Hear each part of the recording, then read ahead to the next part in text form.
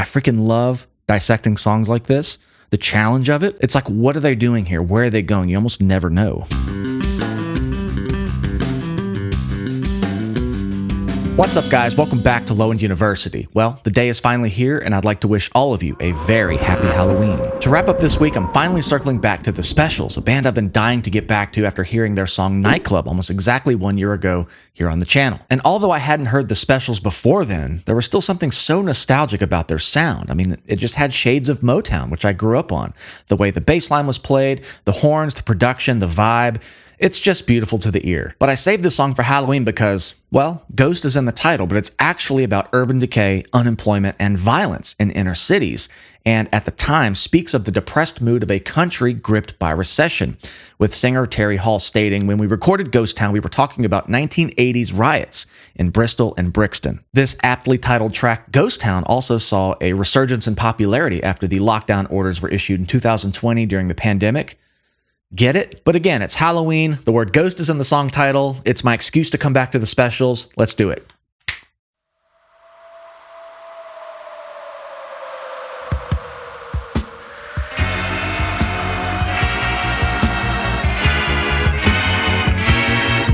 Ooh. Big diminished chord opening.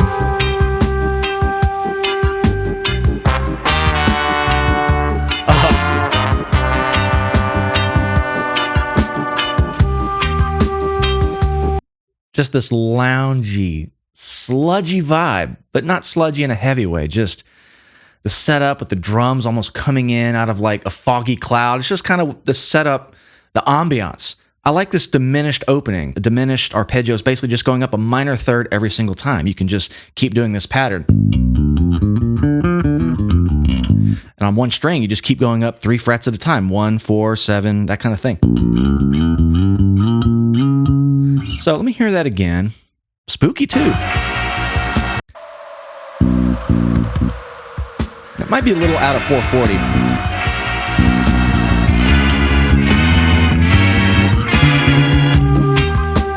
Maybe a little out of tune.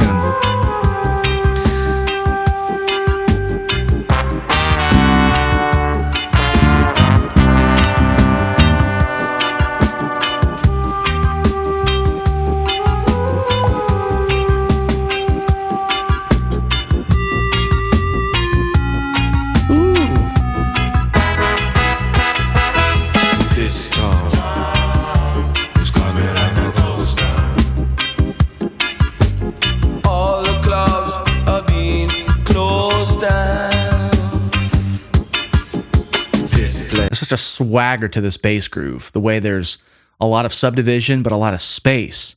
So you get this really weighty, almost halftime, doo-doo-doo-doo-gow,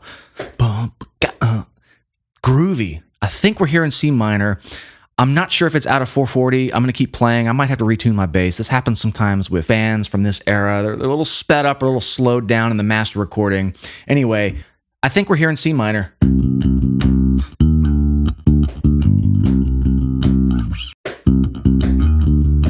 This kind of thing here, and a little kind of fill. Kind of going up that pentatonic scale. And a lot of interesting sound design coming in as well. Again, I feel like I'm a broken record saying this. Anytime I hear one of these British bands from either the post-punk or the new wave or just any of this two-tone, they are always so surprising with how creative their identity is within their sound design. Everything down to just the guitar tones, the space, the layering they use. It's just so distinct to that style and just really cool. All the clubs are being closed down. This place is coming like a ghost town. Bands won't play no more. Too much fighting on the dance floor.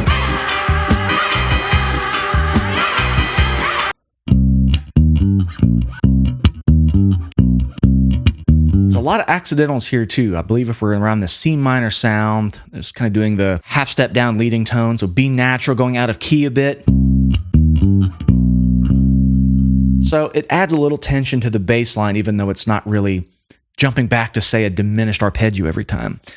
but I love the weight of that groove. I mean, it's worth repeating that the space you put in a groove is so important to just the way the rest of it hits. This is a good example of that. Perfect mid-tempo thing here too. And some odd chords being thrown in. So I would call those accidentals, meaning there's a temporary out-of-key note that ends at the end of the measure. So it's not a permanent staple in the arrangement or the key signature, but it adds a different color, some tension. I love it. Contributes to, I don't know, this is kind of a spooky vibe. This place One more time, this chord here. is coming like a ghost town. Bands won't play no more. Too much fighting on the dance floor. Again, what did I just say? Creative sound design. We haven't heard this sound ever. And we might not ever hear it again. That's another thing. They introduce these little things that'll come in like one time. And for some reason, those are the most memorable textures, but it's not like a mainstay. I just really like that approach in terms of songwriting.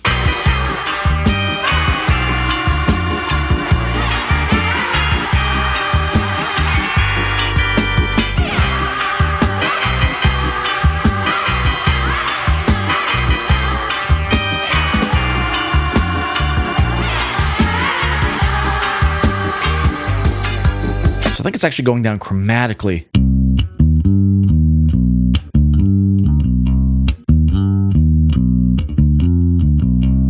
So I think it's actually going down from C minor to B diminished there, which is actually, interestingly enough, dipping back into the C major diatonic bank of notes, B diminished. These are all in C major, then up a half step to C minor. So it's doing this modal interchange, just walking a tightrope between all the notes available in C major and C minor. And, the sky's the limit with all the different colors you can put into the chord progression that way. A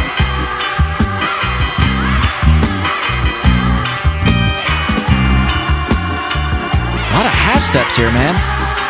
Kind of tough to figure out.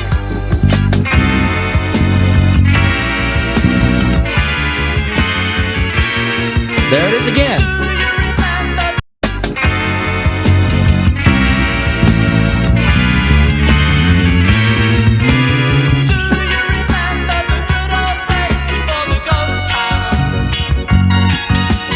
Very interesting pivot here. I think this was a complete modulation into, I want to say F sharp major,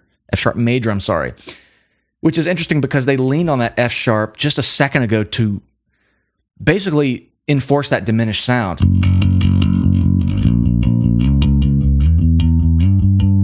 Now we've modulated into a more major sounding progression. Let me hear it again. This is really all over the place in terms of chord progression. I freaking love dissecting songs like this. The challenge of it. It's like, what are they doing here? Where are they going? You almost never know. Okay, that F sharp.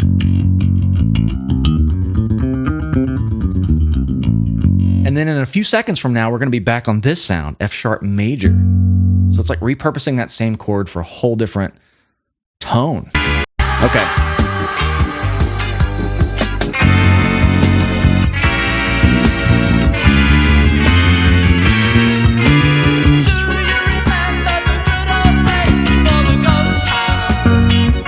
So strange. Yeah, now we're C sharp, F sharp.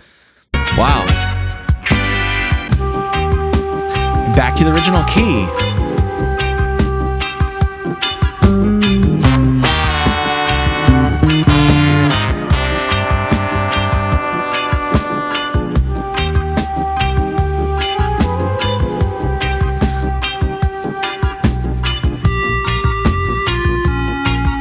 There's that sort of sine wave thing.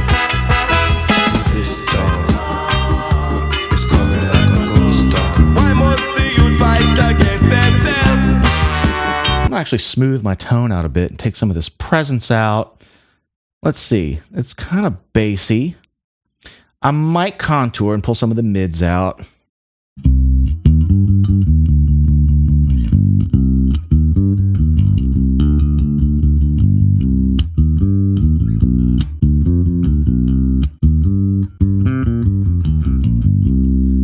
little more subdued there. Government leaving the youths on the shelf. This place is coming like a ghost town. No job to be found in this country. I like this melody too. I wonder if it's using this sort of Phrygian sound maybe. Let me hear it again. This place is coming like a ghost. Yeah, it's almost that Phrygian dominant sound. So it's playing with notes out of both C major and C minor in the same sentence, in the same melody. Because B natural, C, of course that's C major. Then we have G and A flat in C minor. But when you put them together in the same sentence using those half steps, that's basically the start of a Phrygian dominant scale. Very much that Middle Eastern sound that's a bit tense, but it perfectly fits into the tonality of this song. But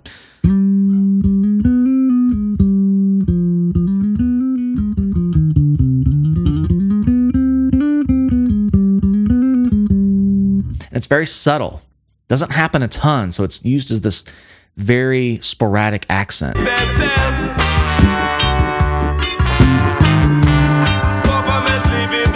Nice. This place is coming like a ghost town. No job to be found in this country. Can't go on no more. The people getting hungry. Okay. They have brought these little textures back, but not overused. It's not just going all the time in the background. It's obviously meant as an accent point. So this is the second time I've heard this, whatever this is, but it's just a memorable contributing factor to the flow of the song. I just really like it.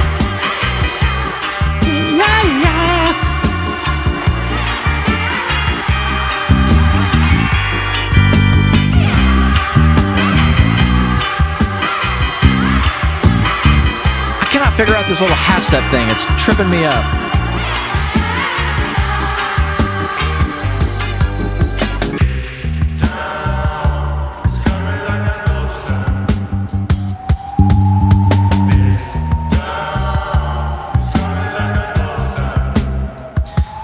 Yeah, kind of going out the way they came in. It sounds like you're outside listening to a band in the distance and there's nobody there. I just love the ambiance. I love songs that end the way they start when it comes to ambiance. And despite this not even being about Halloween, there's just that eeriness to it that I think is a common thread between the holiday and the actual societal issues they were referring to. And hell, even the lockdown when things were absolute ghost towns.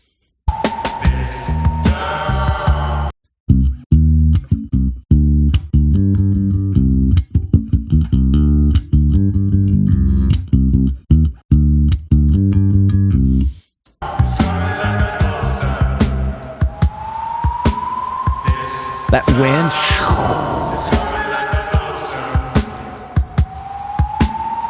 All the reverb.